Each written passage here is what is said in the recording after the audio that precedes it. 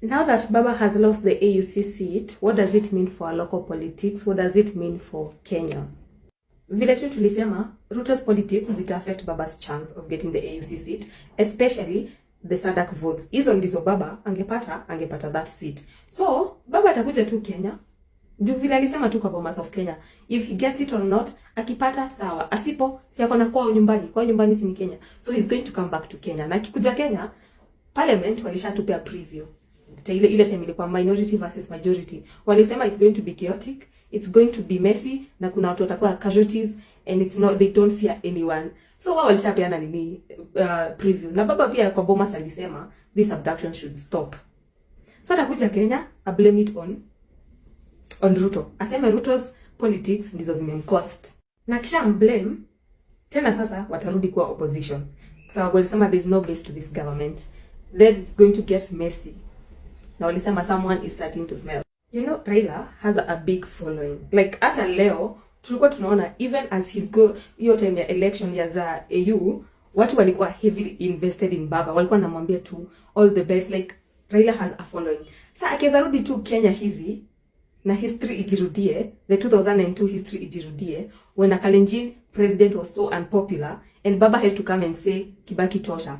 Baba akiweza kuja hapa Kenya na endorse anyone, whether Kalonzo, whether Matiang'i, whoever he tries to endorse, ama hata yeye, even ndivyo tu UDA itakuwa dismantled kabisa.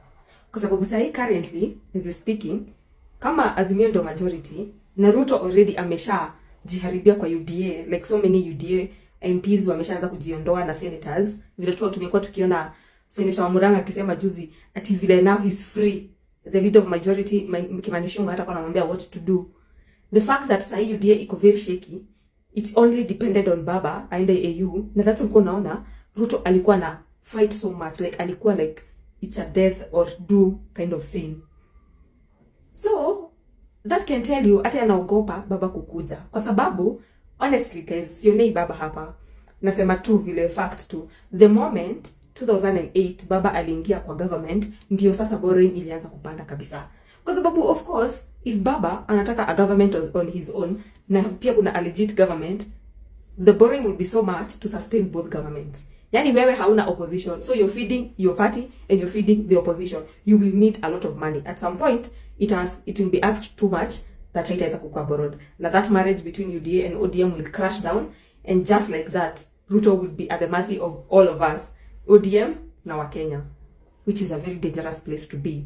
Kwa sababu ODM, one thing they know how to do ni opposition. So yeah, the moment Baba atarudi Kenya aseme Ruto is the cause of all this, hivyo ndivyo yeye and his supporters wametoka kwa Ruto. So hao wenye walikuwa nasema Ruto 10 bila breaks, just like that they have left the village. So yeah, it's looking very hostile going forward, especially for UDA. And wacha sisi to observe, we are just commentators. You know, si tunaona tu na tuna report tu na tunajua tu whatever is coming, no matter what, it must come. So yeah, what do you think is going to happen? At the same time, Baba anaweza kuja I choose kuishi harmoniously na Ruto, and just like that tumefinyiliwa for another 3 years, 2.5 years, who knows. But of course the first one is the most likely to happen. This is the reason why Raila Odinga has failed in his quest for AU chairmanship. And the main reason, let me tell you, the main reason is spiritual. The blood of the Gen Zs. Yeah, it is the blood of the Gen Zs that have not allowed this kind of move to happen. Because the Gen Zs died on the basis of Kenya should be a better country. The Gen Zs who died, they died because they wanted accountability.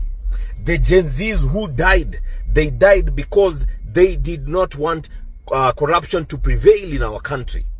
And therefore, the number one factor that has led to the failure of the Azimio guy to fail in the AU, very simple.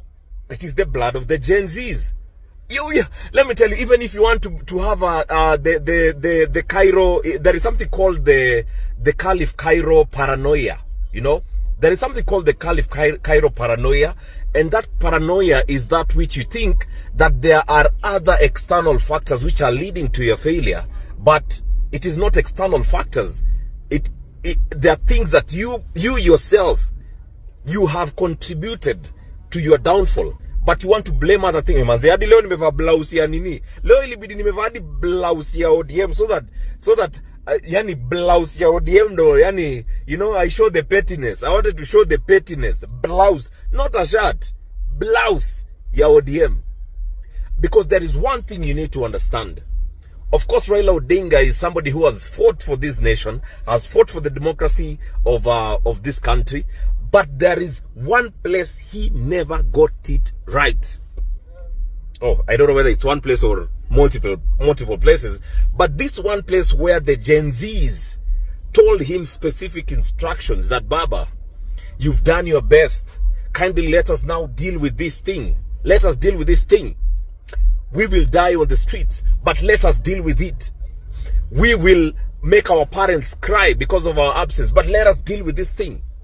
But he didn't listen.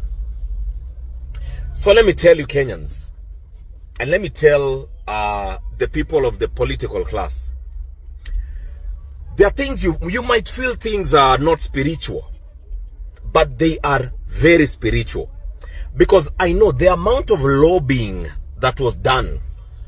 Raila walipiga campaign, my guy. You ask me, I will tell you, bro. Raila walipiga campaign kupiga, bro. Like it was a campaign of do or die.